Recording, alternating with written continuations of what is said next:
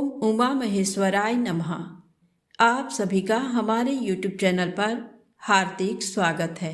आज हम सुनेंगे शुक्र प्रदोष व्रत कथा, शिव चालीसा पाठ और स्तुति। तो इन कथाओं को आप पूरा अवश्य सुनिएगा। इन कथाओं को सुनने मात्र से व्यक्ति की समस्त मनोकामनाएं पूर्ण होती हैं, वैवाहिक जीवन सुखमय होता है। तो प्रेम से बोले शंकर भगवान गौरी माता की जय हो। सूत जी बोले, प्राचीन काल की बात है। एक नगर में 3 मित्र रहते थे। तीनों में ही घनिष्ठ मित्रता थी। उसमें एक राजा का बेटा, दूसरा ब्राह्मण पुत्र, तीसरा सेठ पुत्र था। राजकुमार व ब्राह्मण पुत्र का विवाह हो चुका था।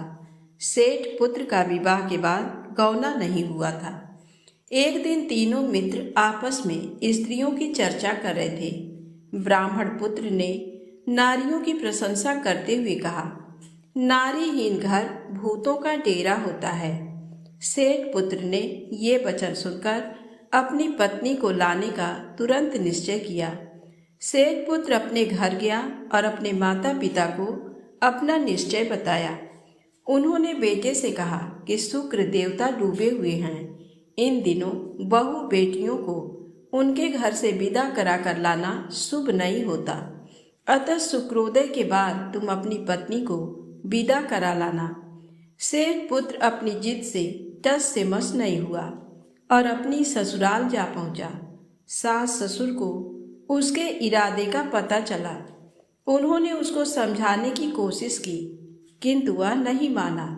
अतः उन्हें विवश हो अपनी कन्या को विदा करना पड़ा।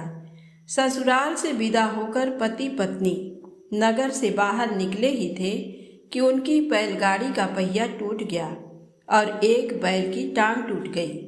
पत्नी को भी काफी चोट आई। सेठ पुत्र ने आगे चलने का प्रयत्न जारी रखा। तभी डाकुओं से भेंट हो गई और वे धन धान्य लूट कर ले गए। सेठ का पुत्र पत्नी सहित रोता पीटता अपने घर पहुंचा। जाते ही उसे सांप ने डस लिया। उसके पिता ने वैद्यों को बुलाया। उन्होंने देखने के बाद घोषणा की कि आपका पुत्र 3 दिन में ही मर जाएगा। उसी समय इस घटना का पता ब्राह्मण पुत्र को लगा। उसने सेठ से कहा कि आप अपने लड़के को पत्नी सहित बहू के घर वापस भेज दो। ये सारी बाधाएं इस कारण से आई है कि आपका पुत्र शुक्रास्त में पत्नी को विदा कर लाया है। यदि ये वहां पहुंच जाएगा तो बच जाएगा। सेठ को ब्राह्मण पुत्र की बात जच गई और अपनी पुत्र वधू और पुत्र को वापस लौटा दिया। वहां पहुंचते ही सेठ पुत्र की हालत ठीक होनी आरंभ हो गई। तत्पश्चात उन्होंने शेष जीवन साथ में सुखपूर्वक बिताया और मृत्यु के बाद स्वर्ग लोक को गए। प्रेम से बोले शंकर भगवान की जय हो। अब आइए सुने प्रदोष व्रत की पौराणिक कथा। विदर्भ नाम के एक नगर में सत्यरथ नामक राजा का राज्य था। वह भगवान शिव का परम भक्त था। एक बार उसके नगर पर उसके शत्रुओं ने आक्रमण किया। राजा सत्यरथ ने अपने शत्रुओं का सामना बहुत दृढ़ता से किया, परंतु वह युद्ध में हार गया। उसके शत्रुओं ने उसे मार डाला। राजा के मारे जाने पर सारी सेना भयभीत होकर तितर बितर हो गई। उस समय विदर्भ नरेश की पत्नी गर्भवती थी। जब रानी को सारी बातें ज्ञात हुई तो अपने प्राणों की रक्षा के लिए उसने रात में ही नगर छोड़ दिया। भगवान शिव का स्मरण करते हुए रानी पूर्व दिशा की ओर चली गई। बहुत दूर जाकर एक सरोवर के निकट एक सघन वट वृक्ष के नीचे अपनी कुटिया बनाकर वह रहने लगी। उसी स्थान पर रानी ने एक दिव्य बालक को जन्म दिया। एक दिन रानी अपने पुत्र को कुटिया में ही लिटाकर सरोवर से जल लेने गई तो वहां उसे एक घड़ियाल ने पकड़ लिया। उधर वह बालक अकेला पड़ा भूख प्यास से व्याकुल होकर जोर जोर से रोने लगा। उस बालक को रोता देखकर भक्त वत्सल दयालु भगवान शिव को उस पर दया आ गई। उन्होंने एक गरीब ब्राह्मणी को प्रेरित करके उस स्थान पर भेजा। वह विधवा ब्राह्मणी उस स्थान पर पहुंची जहां वह बालक रो रहा था। उसको देखकर ब्राह्मणी का दिल द्रवित हो उठा। वह उस बालक के विषय में सोचने लगी कि अब इस बालक का क्या होगा। तभी भगवान शिव स्वयं भिक्षुक का रूप धारण कर वहां पहुंच गए और ब्राह्मणी से बोले, हे ब्राह्मणी, अपने मन में आने वाली शंका दूर करो। इस छोटे से बालक को उठा लो और इसे अपना पुत्र मानकर इसका पालन करो। तब उनके वचन सुनकर वह ब्राह्मणी बोली, ब्राह्मण, मैं तो स्वयं इस बालक को पालने के बारे में ही सोच रही थी, परंतु मेरा मन शंकित था। अब आपने मेरी दुविधा दूर कर दी है। अब मैं अवश्य ही इस बालक की माता बनकर इसे पालूंगी। पर मैं आपसे इतना जानना चाहती हूँ कि आप कौन हैं और कहाँ से आए हैं। ये बालक किसका है और इस सुनसान जंगल में कैसे आ गया है।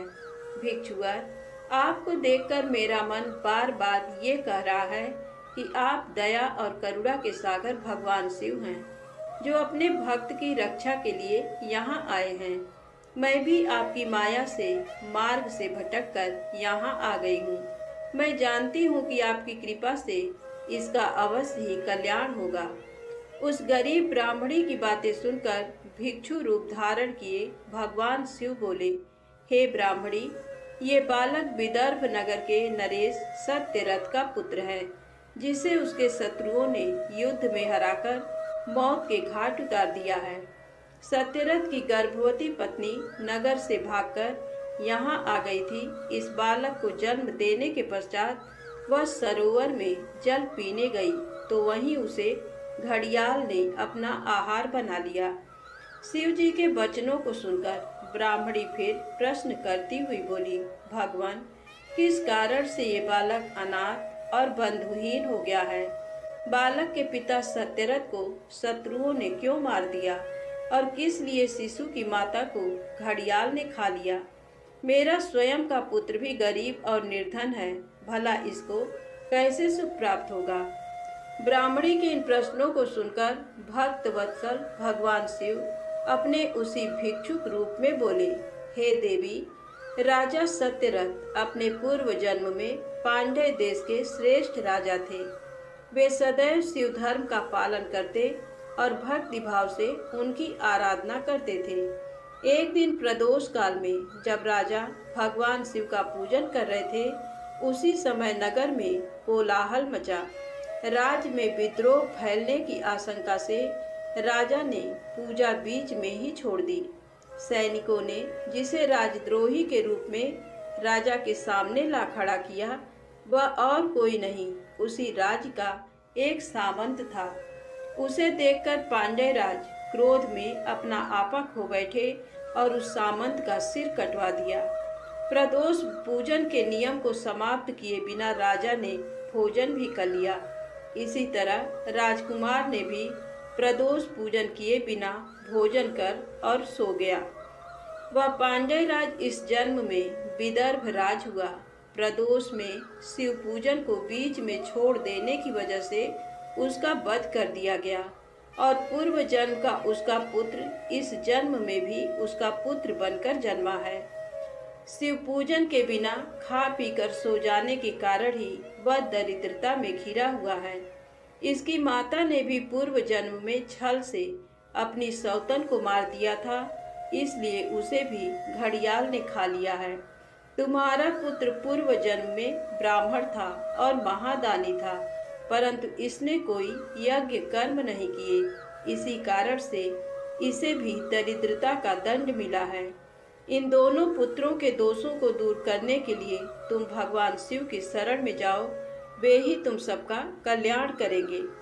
ब्राह्मणी को सब कुछ बताकर भगवान ने अपना सत्य रूप उन्हें दिखाया। साक्षात भगवान शिव के दर्शन कर ब्राह्मणी कृतार्थ हो गई और हाथ जोड़कर शिव जी की स्तुति करने लगी। तब आशीर्वाद देकर महादेव जी अंतर्धान हो गए। तत्पश्चात वह ब्राह्मणी उस बालक को अपने साथ ले गई। फिर वह अपने पुत्रों के साथ एक चक्र नामक गांव में रहने लगी और अपने दोनों पुत्रों का लालन पालन करने लगी। समय आने पर ब्राह्मणी ने उनका यज्ञोपवीत संस्कार किया।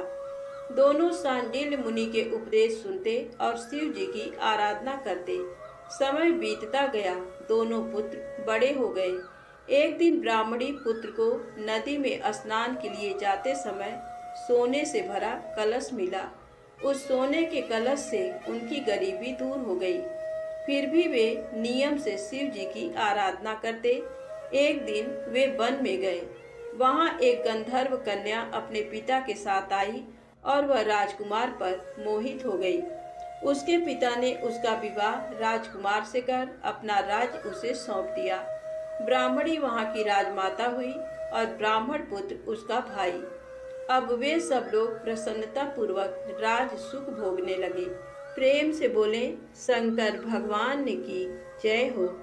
आइए सुने भगवान शिव के द्विजेश्वर अवतार की कथा।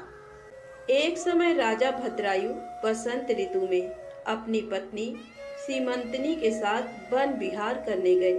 तब भगवान शिव पार्वती उस दंपति की धर्म निष्ठा की परीक्षा लेने हेतु उस वन में पहुँचे। महान लीलाधारी भगवान शिव और पार्वती जी ने ब्राह्मण ब्राह्मणी का रूप धारण किया और अपनी माया से रचित सिंह से भयभीत होते हुए राजा भद्रायु की शरण में गए और उनसे अपनी प्राण रक्षा करने हेतु प्रार्थना करने लगे। उस ब्राह्मण दंपति की रक्षा हेतु राजा भद्रायु ने तुरंत धनुष बाण उठा लिया और बाणों से उसे घायल करना चाहा, परंतु उस सिंह पर कोई प्रभाव न पड़ा। उसने झपट कर ब्राह्मणी को पकड़ लिया। वह बहुत चीखी चिल्लाई, परंतु सिंह ब्राह्मणी को बलपूर्वक घसीटता हुआ भाग गया। अपनी पत्नी को सिंह द्वारा ले जाए जाने पर ब्राह्मण बहुत दुखी हुआ और रोने लगा और राजा भद्रायु से बोला, हे राजन, आपके बड़े बड़े आयुध कहाँ हैं? तुम्हारे पराक्रम का क्या फल है? क्या आप जंगली जानवरों के आघातों से भी दुखियों की रक्षा नहीं कर सकते? दीन दुखियों की रक्षा करना राजा का परम धर्म होता है। फिर आपने अपने क्षत्रिय धर्म का पालन क्यों नहीं किया? आपने अपने कुल का धर्म ही नष्ट कर दिया है। जो दुखी और शरणागतों की रक्षा नहीं कर सकता, उसे जीने का कोई अधिकार नहीं है। कृपण, अनाथ और दीन दुखी की रक्षा करने में असमर्थ मनुष्य को जहर खा लेना चाहिए या अग्नि में जल जाना चाहिए। उस ब्राह्मण द्वारा कही गई बातें सुनकर राजा भद्रायु को बहुत दुख हुआ। वह अपने दुर्भाग्य को याद करके शोक में डूब गया। उसने सोचा कि आज मेरा सारा पौरुष नष्ट हो गया। आज मैं एक असहाय ब्राह्मणी की रक्षा नहीं कर सका, इसलिए मुझे घोर पाप लगेगा। मेरे कारण ब्राह्मण भी शोकाकुल हो गया है। उसकी स्त्री को भी सिंह ले गया है।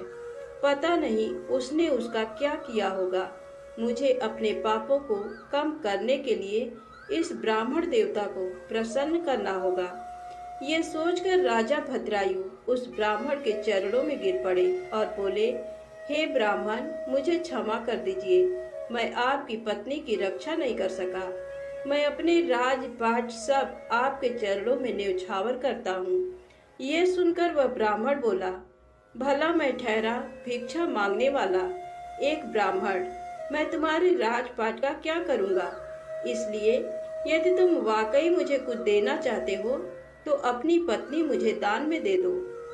ब्राह्मण की बात सुनकर राजा भद्रायु ने कहा, ब्राह्मण, पराई स्त्री का उपभोग तो महापाप है, उसका प्रायश्चित भी नहीं हो सकता।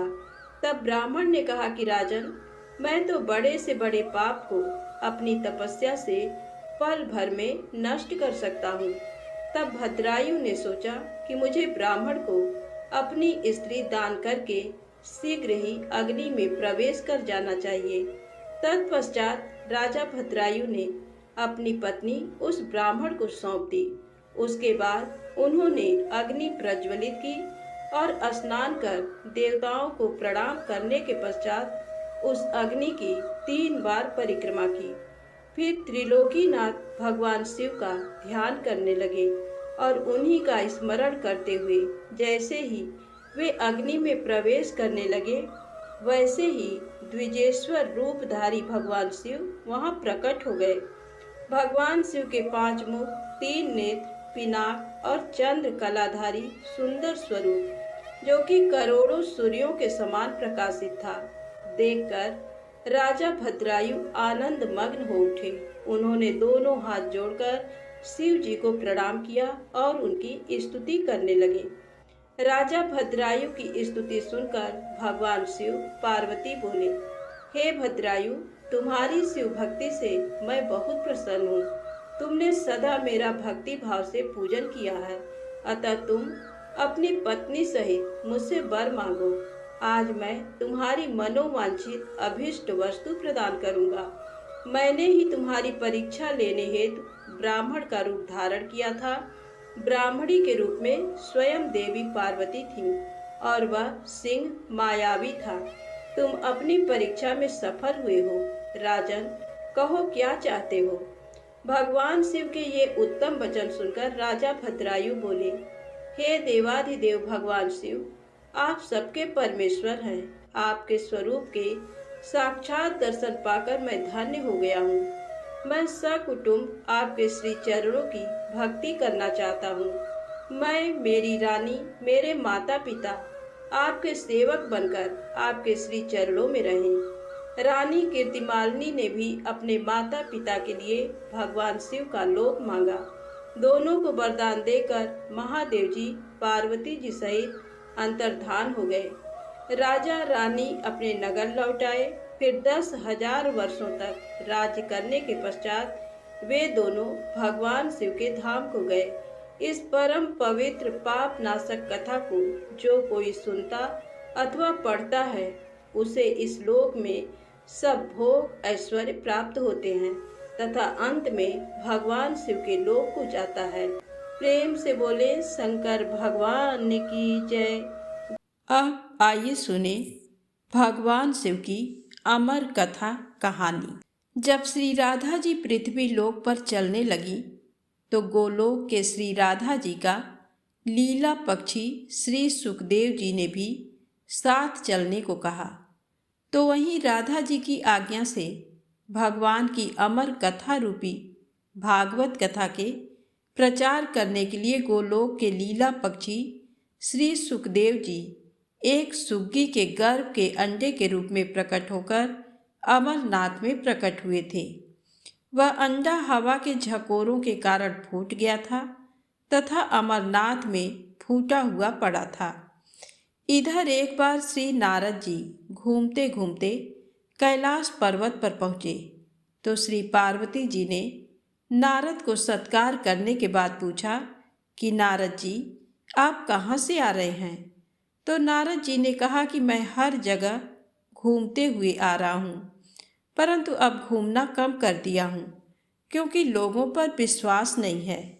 इसका कारण लोगों में प्रेम एक दूसरे के प्रति नहीं है, केवल दिखावा का प्रेम है, वस्तुतः नहीं। तब पार्वती जी ने कहा कि हे नारद जी, लेकिन हमारे पति भूत भावन शंकर जी में तो बहुत प्रेम है, यानी श्री शंकर जी हमसे बहुत प्रेम करते हैं। तब श्री नारद जी ने कहा कि हे पार्वती जी, जब आपके पतिदेव श्री शंकर जी आपसे प्रेम करते हैं तो ये जरूर बतलाए होंगे कि श्री शंकर जी जो अपने गले में माला पहनते हैं वह कैसी और किसकी माला है। तब पार्वती ने कहा कि हे नारद जी, ये माला पहनने का रहस्य तो वे अभी तक नहीं बतलाए हैं। तब नारद जी ने कहा कि फिर आपके प्रति आपसे झूठा या दिखावे का प्रेम करते हैं, वस्तुतः प्रेम नहीं करते हैं। इतना कहकर श्री नारद जी वहाँ से चल दिए। इधर वही एक बार पार्वती जी ने भोलेनाथ से अनुरोध किया कि कृपया ये बतलाएं कि आपके गले में किसकी माला है तथा ये वर दें कि हे स्वामी, मुझे आपसे वियोग नहीं हो और हमेशा आत्मज्ञान बना रहे। इसका कोई उपाय बताएं। तब आगे श्री शंकर जी ने कहा कि इस आत्मज्ञान को मैं समय से बतलाऊंगा, परंतु श्री नारद द्वारा जो भेद वचन है उन भेद वचनों के समाधान को करते हुए श्री शंकर जी ने कहा कि हे पार्वती, ये हमारे गले में जो मुंडों की माला है वह मुंड माला तुम्हारे ही मुंडों की है, जिनको मैंने तुम्हारे बार बार मरने पर तुम्हारी याद में माला के रूप में धारण किया है, क्योंकि मैं तुमसे अति प्रेम करता हूँ। तब पार्वती जी ने कहा कि मैं बार बार मर जाती हूँ और आपकी मृत्यु नहीं होती, इसका कारण क्या है? तब श्री शंकर जी ने कहा कि हे पार्वती, मैंने अमर कथा सुना है जिससे मैं अमर हूँ। ये घटना सुनकर श्री पार्वती जी ने अमर कथा सुनने के लिए श्री शंकर जी से प्रार्थना की। तब शंकर जी ने कहा कि हे पार्वती, इस समय मैं तुझ में अमर कथा सुनने का पूर्ण लक्षण नहीं देख रहा हूँ, फिर भी तुम्हारे आग्रह करने के कारण मैं अवश्य कथा सुनाऊंगा। यानी आज आपको अति गोपनीय कथा सुना रहा हूँ, जिसको सुनकर तुम भी अमर हो सकती हो। इसलिए आप जरा बाहर देखाइए कि कहीं कोई है तो नहीं। श्री पार्वती जी ने बाहर आकर चारों तरफ अच्छी तरह देखा तो वहाँ एक शुक शावक के विगलित अंडे के सिवा कुछ नहीं था। उन्होंने श्री शंकर जी से कहा कि बाहर कोई नहीं है। तब श्री शंकर जी ने ध्यानस्थ मुद्रा में अमर कथा का अमृत प्रवाह शुरू किया। बीच बीच में पार्वती जी हुंकारा भरती थी।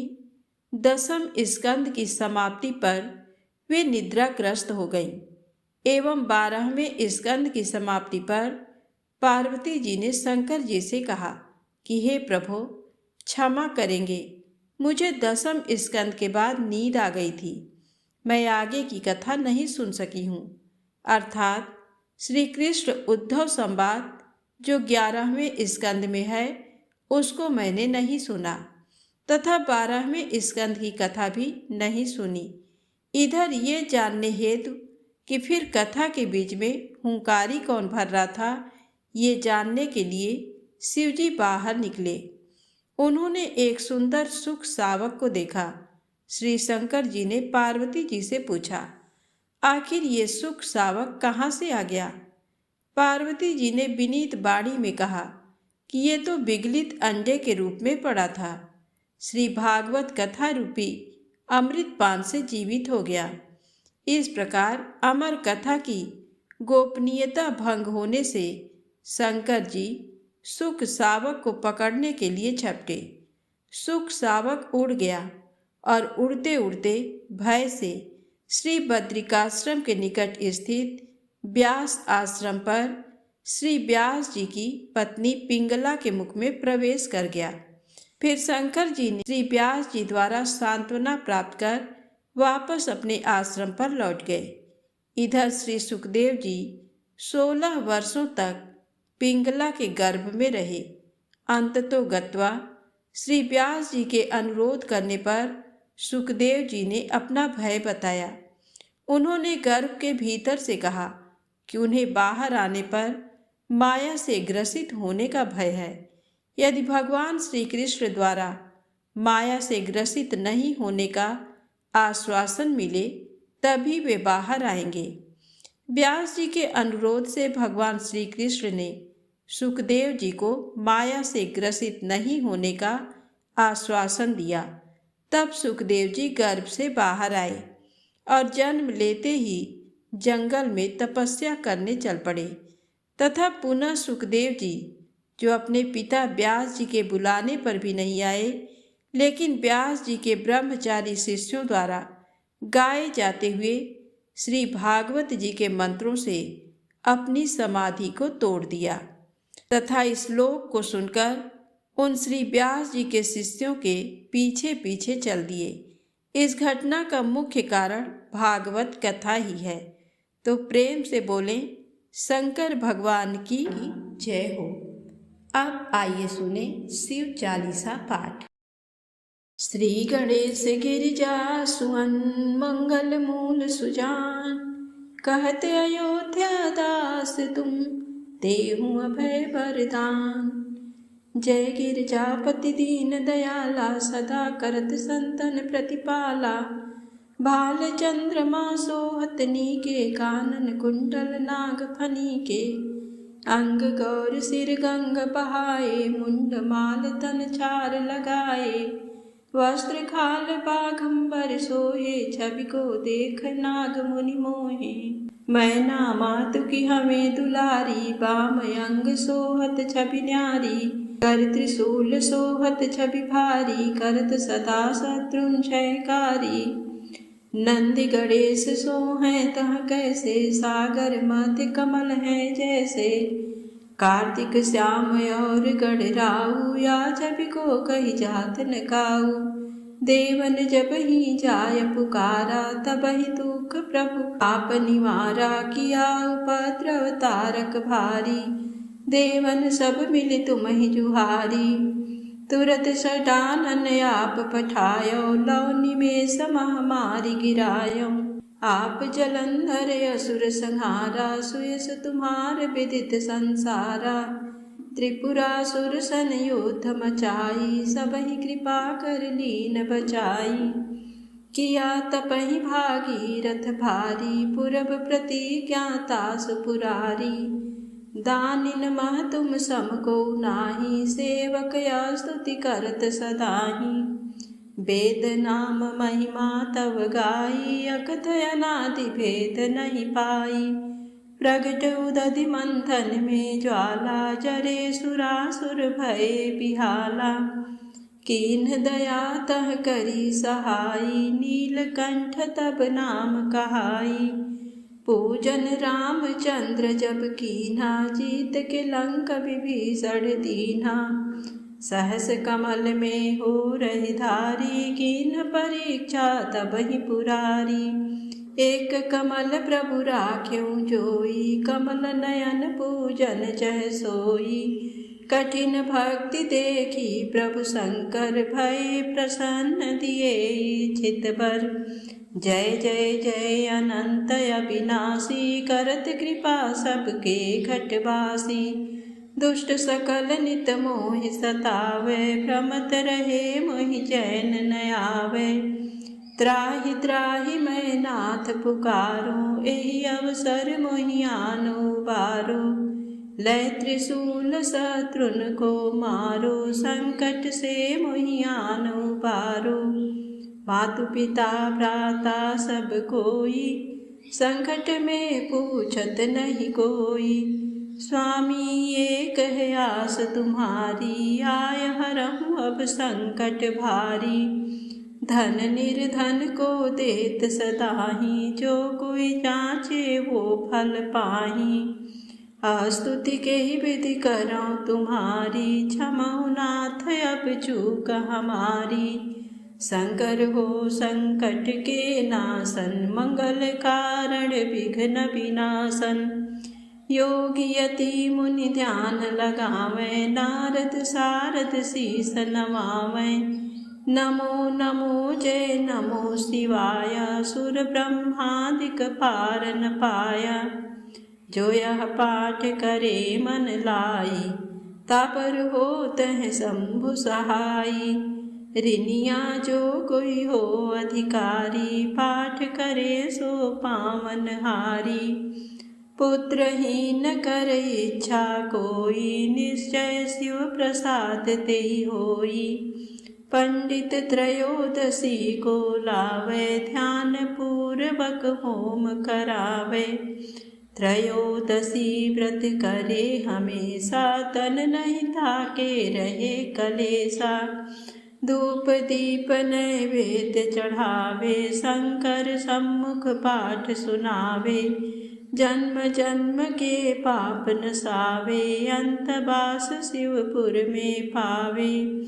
कहीं अयोध्या आस तुम्हारी, जान सकल दुख हरहूँ हमारी। नित्य नेम कर प्रात ही, पाठ करो चाली।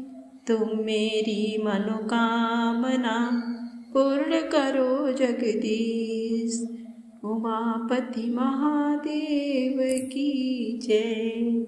नमामि समीशान निर्वाणरूपं विभुं व्यापकं ब्रह्म वेदस्वरूपं निजं निर्गुणं निर्विकल्पं निरीहं चिदाकाशमाकाशवासं भजेऽहं निराकार ओङ्कार मूलं तुरीयं गिरा ज्ञानगोतीत मीशं गिरीशं करालं महाकालं कृपालं गुणागार संसार पारं नतोऽहं तुषाराद्रिसङ्काश गौरं गभीरं मनोभूतकोटि प्रभाश्रीशरीरं स्फुरन्मौलिकल्लोलिनीचारुगङ्गा लसद्भालबालेन्दु कण्ठे भुजङ्गा चलत्कुण्डलं शुभनेत्रं विशालं प्रसन्नाननं नीलकण्ठं दयालं मृगाधीशचर्मां वरं मुण्डमालं प्रियं शङ्करं सर्वनाथं भजामि प्रचण्डं प्रकृष्णं प्रगल्भं परेशम् अखण्डम् अजं भानु कोटिप्रकाशं त्रयः शूलनिर्मूलनं शूलपाणिं भजेऽहं भवानी पतिं भावगम्यं कलातीत कल्याण कल्पान्तकारी सदा सच्चिदानन्द दाता पुरारी चिदानन्द संदोह मोहापहारी प्रसीद प्रसीद प्रभो मन्मथारी नयावदुमानात् पादारविन्दं भजन्ति ह लोके परे वा नराणां न तावत् सुखं शान्ति सन्तापनाशं प्रसीद प्रभो सर्वभूताधिवासं न जानामि योगं जपं नैव पूजां नतोऽहं सदा सर्वदा सम्भुतोऽभ्यं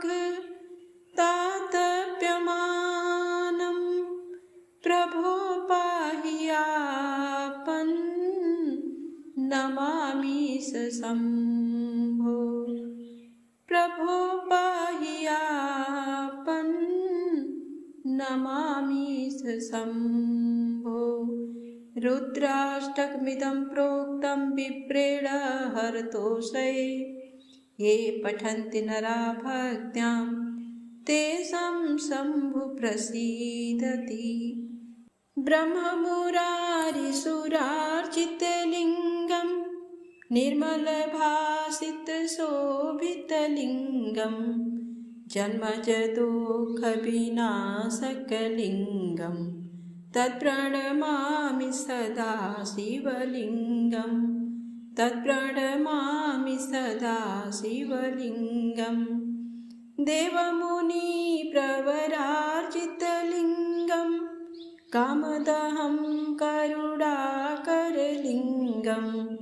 रावणदर्पविनाशनलिङ्गं तत्प्रणमामि सदा शिवलिङ्गं तत्प्रणमामि सदा शिवलिङ्गं सर्वसुगन्धिसुलेपितलिङ्गं बुद्धिविवर्धनकारणलिङ्गं सिद्धसुरासुरबन्धितलिङ्गं तत्प्रणमामि सदा शिवलिङ्गं तत्प्रणमामि सदा शिवलिङ्गं कनकमहामणिभूषितलिङ्गं फणिपतिवेष्टितशोभितलिङ्गं दक्षसूयज्ञविनाशनलिङ्गं तत्प्रणमामि सदा शिवलिङ्गं तत्प्रणमामि सदा शिवलिङ्गं कुङ्कुमचन्दनलेपितलिङ्गं पङ्कजहारसुशोभितलिङ्गं सञ्चितपापविनाशनलिङ्गं तत्प्रणमामि सदा शिवलिङ्गं तत्प्रणमामि सदा शिवलिङ्गं देवगणार्चितसेवितलिङ्गं भावैरभक्तिभिरेव च लिङ्गं दिनकरकोटिप्रभाकरलिङ्गं तत्प्रणमामि सदा शिवलिङ्गं तत्प्रणमामि सदा शिवलिङ्गम् अष्टदलोपरिवेष्टितलिङ्गं सर्वसमुद्भवकारणलिङ्गम् अष्टदरिद्रविनाशितलिङ्गं तत्प्रणमामि सदा शिवलिङ्गं तत्प्रणमामि सदा शिवलिङ्गं सुरगुरुसुरवरपूजितलिङ्गं सुरवनपुष्पसदार्चितलिङ्गं परात्परं परमात्मकलिङ्गं तत्प्रणमामि सदा शिवलिङ्गं तत्प्रणमामि सदा शिवलिङ्गं लिङ्गाष्टकमिदं पुण्य यः पठेत् शिवसन्निधौ शिवलोकमवाप्नोति शिवेन सह मोदते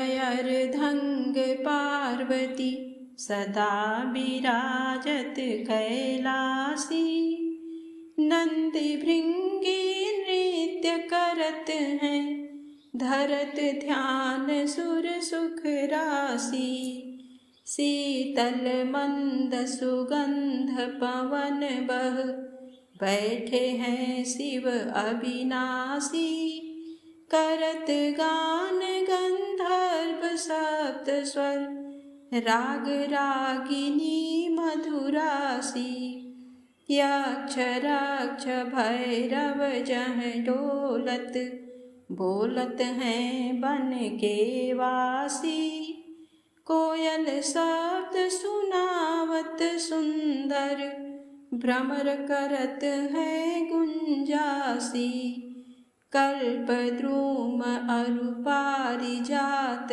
तरु लाग रहे हैं लक्षासी कामधेनु कोटिन जह डोलत करत दुग्ध की बरसासी सूर्यकांत सम पर्वत शोभित चंद्रकांत सम हिम राशि नित्य छहो ऋतु रहत सुशोभित सेवत सदा प्रकृति दासी ऋषि मुनि देव तनुज नित सेवत गान करत श्रुति गुण राशि ब्रह्मा विष्णु निहारत निस दिन कछु शिव हमको फरमासी रिद्धि सिद्धि के दाता शंकर नित सत चित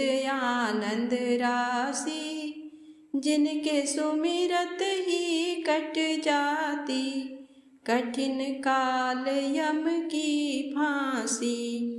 त्रिशूल धर जी का नाम निरंतर प्रेम सहित जो नर गासी। दूर होए विपदा उस नर की जन्म जन्म शिव पद पासी। कैलासी काशी के वासी अविनाशी मेरी सुधि लीजो। सेवक जान सदा चरणन को अपनो जान कृपा कीजो। तुम तो प्रभु जी सदा दयामय अवगुण मेरे सब ढकियो। सब अपराध क्षमा कर शंकर किंकर की बिनती सुनियो। शीस गंगा अर्धंग पार्वती सदा विराजत कैलासी। नंदी भृंगी नृत्य करत हैं धरत ध्यान सुर सुख राशि। बम बम शिव कैलाशपति बम बम शिव कैलाशपति बम बम शिव कैलाशपति। उमापति महादेव की